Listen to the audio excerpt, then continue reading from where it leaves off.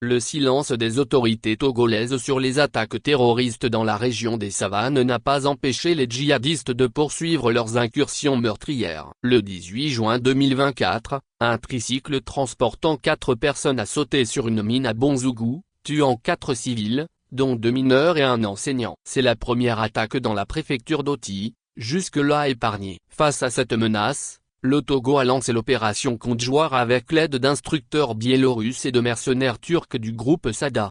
Bien que les autorités togolaises ne communiquent plus depuis plus de 2 ans sur les attaques terroristes dans la région des Savanes, les djihadistes continuent de faire des incursions sporadiques en territoire togolais avec son lot de victimes. Ce mardi 18 juin 2024 vers 17 h, un tricycle transportant 4 personnes qui revenaient des champs, a sauté sur une mine, engin explosif improvisé, à Bonzougou, une localité dépendant du canton de Mango, située à 22 km sortie sud-est de Mango.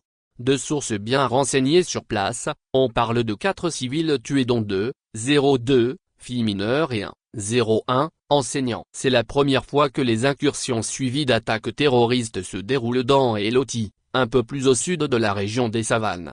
La préfecture de Kpandjal était jusqu'à présent la zone d'opération de ces groupes armés qui s'infiltrent en territoire togolais depuis le Burkina Faso où la situation est de plus en plus préoccupante, vu les dernières attaques contre l'armée de ce pays.